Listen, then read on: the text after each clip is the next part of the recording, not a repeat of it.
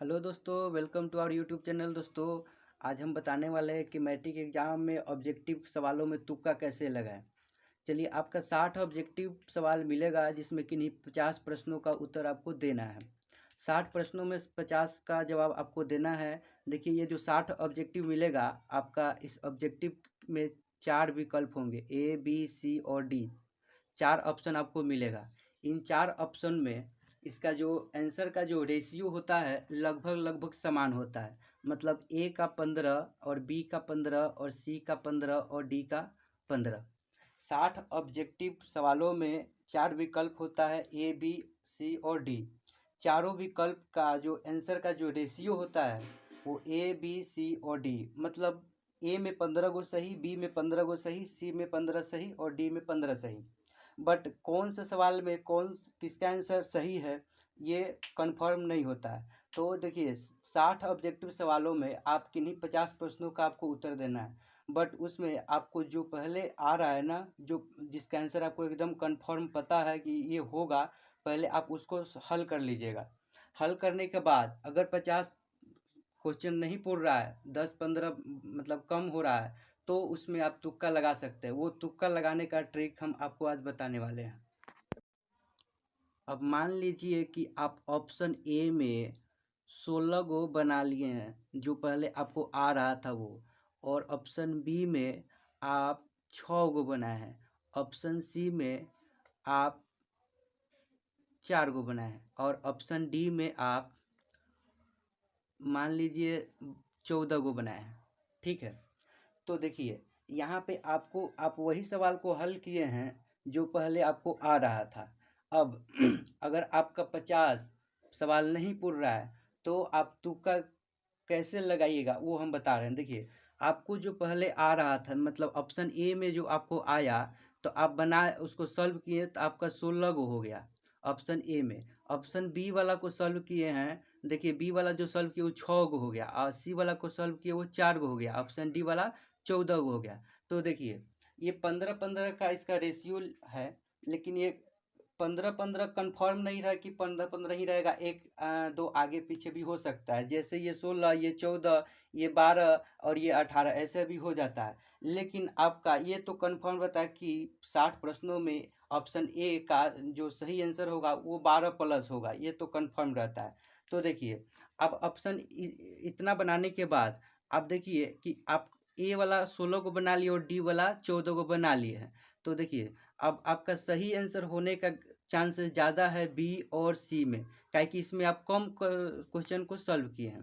ठीक है, काहे कि बी वाला को आप 6 को सॉल्व किए हैं, सी वाला को 4 को सॉल्व किए हैं। तो आपका ज़्यादा चांसेस है कि बी और सी में ही राइट आंसर होगा।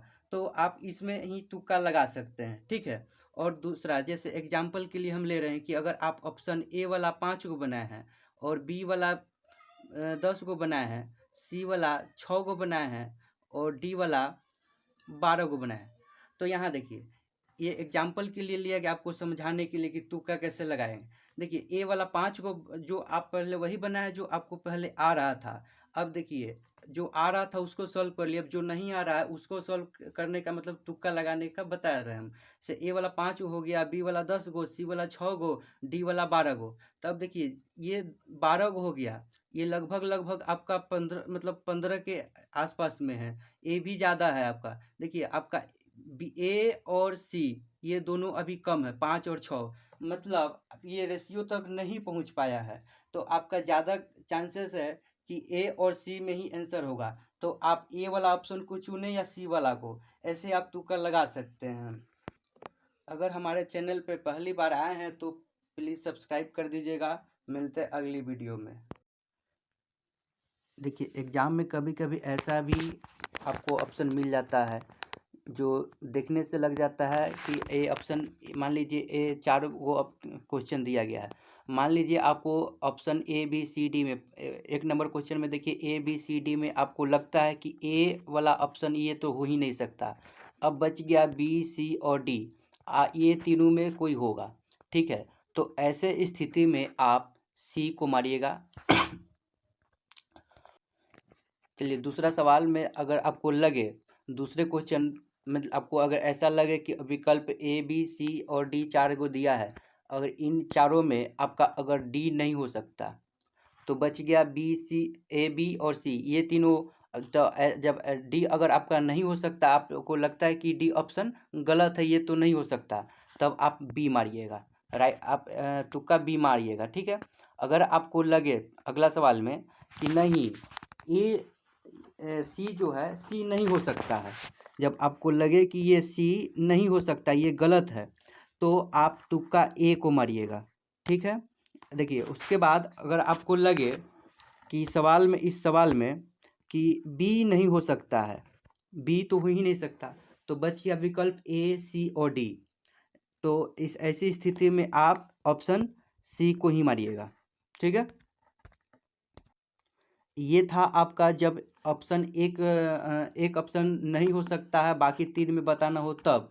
अब आते हैं कि आपको जब लगे कि अब 4 ऑप्शन में 2 ऑप्शन नहीं हो सकता, जब आपको 2 पता हो कि नहीं हो सकता और 2 हो सकता है, 2 में कन्फ्यूजन हो, डाउट हो, तो उसके लिए है। मान लीजिए एग्जाम्पल के लिए हम मान लीजिए ये 4 क्वेश्चन एग्जाम्पल के लिए लिए हैं। तो देखिए अगर आपको लगता है कि ए नहीं हो सकता और डी भी नहीं हो सकता, तो बच गया बी और सी, तो इसमें आप बी को मारिएगा, ठीक है। अगला में देखिए, जब आपको लगे कि नहीं बी नहीं हो सकता और सी भी नहीं हो सकता, तब आप ऑप्शन ए को मारिएगा। अगर अगला सवाल में अगर आपको लगे कि ए भी नहीं हो सकता, ए नहीं हो सकता और सी भी नहीं हो सकता है, तो बच गया बी और डी, तो इस कंडीशन में आप डी को मारिएगा, ठीक है। अगला सवाल में आते हैं, मान लीजिए अगर आपको लगता है कि बी नहीं हो सकता और डी भी नहीं हो सकता, तो बच गया ए और सी, तो इस स्थिति में आप सी को मारिएगा। ये है तुक्का मारने का, प्रैक्टिकली करके आप देखिए, ये 100% काम करेगा। और मेरे चैनल पे अगर पहली बार हो तो चैनल को सब्सक्राइब कर दीजिए। मिलते हैं अगली वीडियो में। थैंक्स।